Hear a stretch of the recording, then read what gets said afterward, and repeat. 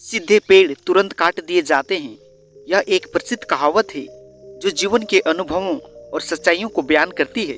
इसका मतलब यह है कि जो लोग सीधे साधे, ईमानदार और सरल होते हैं वे हमेशा शोषण और कठिनाइयों का सामना करते हैं। इस कहावत का उपयोग समाज के विभिन्न पहलुओं को समझाने के लिए किया जाता है। जंगल में तो कई प्रकार के पेड़ पौधे होते हैं। कुछ पेड़ बहुत सीधे और कुछ बहुत ऊंचे होते हैं, जबकि कुछ टेढ़े मेढ़े और झाड़ीदार होते हैं। जंगल में लकड़हारे आते हैं जो लकड़ियों को काटकर अपने जीवन को चलाते हैं। वे हमेशा सीधे और ऊंचे पेड़ों को ही काटते हैं क्योंकि उन्हें आसानी से और तेजी से काटा जा सकता है। जी हाँ, जंगल में एक बहुत बड़ा और सीधा पेड़ था जिसका नाम था यूकलिप्टस।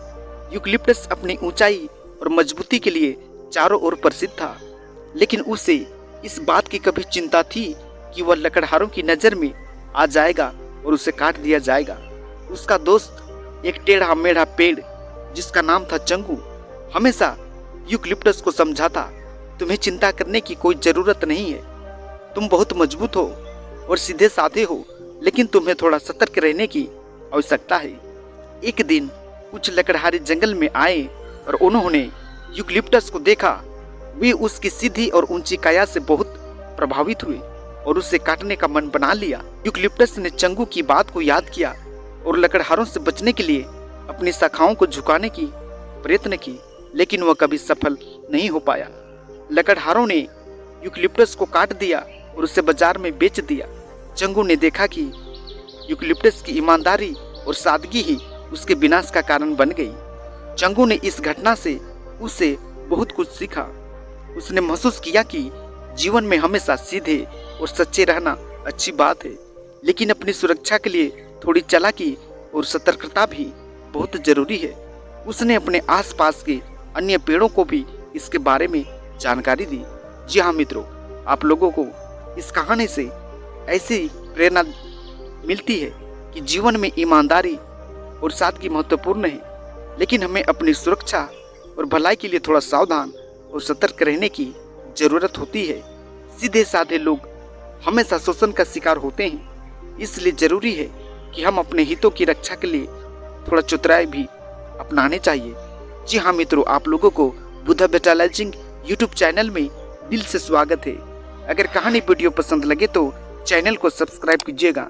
जी हाँ, आज का कहानी का शीर्षक है कभी भी ज्यादा अच्छे मत बनो। जी हाँ, इसे और विस्तार रूप से एक कहानी के माध्यम से समझने का प्रयास करते हैं। जी हाँ, एक गांव था जिसका नाम था सुकुमारपुर। वहाँ के लोग एक दूसरे की मदद करने में हमेशा आगे रहते थे। इसी गांव में रहता था एक युवक जिसका नाम था हरिया। हरिया अपनी ईमानदारी और दयालुता के लिए पूरे गांव में चारों तरफ प्रसिद्ध था। उसकी मां का देहांत हो चुका था और वह अपने बूढ़े पिता के साथ रहता था। हरिया की आदत थी कि वह किसी की भी मदद के लिए हमेशा तैयार रहता था। गांव वाले उससे बहुत प्यार करते थे, लेकिन कई लोग उसकी इस आदत का फायदा भी उठाते थे। एक दिन गांव के मुखिया ने हरिया को बुलाया और कहा, हरिया, तुम बहुत अच्छा काम कर रहे हो, लेकिन याद रखना कभी ज्यादा अच्छा मत बनो। हरिया ने मुखिया की बात को नजरअंदाज कर दिया, दिल से नहीं लिया। उसने सोचा, अच्छाई में भाई क्या बुरा है, अगर मैं लोगों की सहायता करता हूँ तो इसमें कौन सी गलत बात है। एक दिन हरिया के पिता की तबीयत अचानक बहुत खराब हो गई। गांव के डॉक्टर ने उसे शहर के बड़े अस्पताल में ले जाने की सलाह दी। हरिया ने अपने पिता के शहर के अस्पताल में भर्ती कराया और वहीं उनके इलाज में जुट गया। शहर में हरिया को नए अनुभव हुए। वहाँ के लोग गांव वालों की तरह नहीं थे। वहाँ की जिंदगी तेज थी और लोग अपने अपने कामों में बहुत व्यस्त थे। हरिया को कई बार दिक्कतें आई, लेकिन उसने कभी हिम्मत नहीं हारी। अस्पताल में ही उसकी मुलाकात श्याम नाम के एक व्यक्ति से हुई। श्याम ने हरिया की मदद की और उसे शहर के बारे में कई चीजें बताई। हरिया ने श्याम की सलाह पर ध्यान दिया और धीरे धीरे शहर के तौर तरीकों को समझने लगा। हरिया की ईमानदारी और दयालुता का शहर में भी फायदा उठाने की कोशिश की गई। एक दिन एक आदमी ने हरिया से कहा, भाई, मुझे कुछ पैसे की जरूरत है, मेरे बच्चे भूखे हैं। हरिया ने बिना सोचे समझे उसे पैसे दे दिए, लेकिन बाद में पता चला कि वह आदमी झूठ बोल रहा था और उसने पैसे का गलत इस्तेमाल किया। हरिया को बहुत दुख हुआ।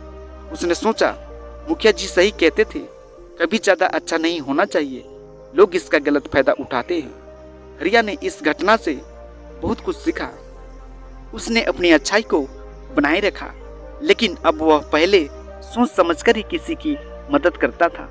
वह समझ गया था कि अच्छाई में कोई बुराई नहीं, लेकिन उसकी भी एक सीमा होनी चाहिए। हरिया ने गांव लौटकर मुखिया जी से मुलाकात की और अपनी सीख उनके साथ बयान की।